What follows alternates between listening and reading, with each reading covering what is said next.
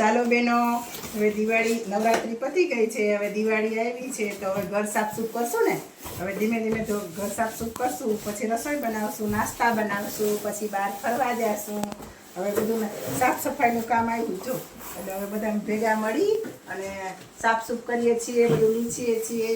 આ ટિફિન મૂકી દીધા હોય પાછા બધા મૂકી દેશું, પાછા રાખશું ને એમ. આ બધા ટિફિન છે જો, આ સારા સારામાં છે ને બધું ગરમ જ રહીએ. આ ટિફિનમાં આપીએ ને એટલે બધું ગરમ જ રહીએ સરસ. એટલે બધું સાફસૂફ કરીને પાછું હવે 10-15 દિવસના મૂકી દઈએ છીએ. પાછું વળી ફરી કરશું.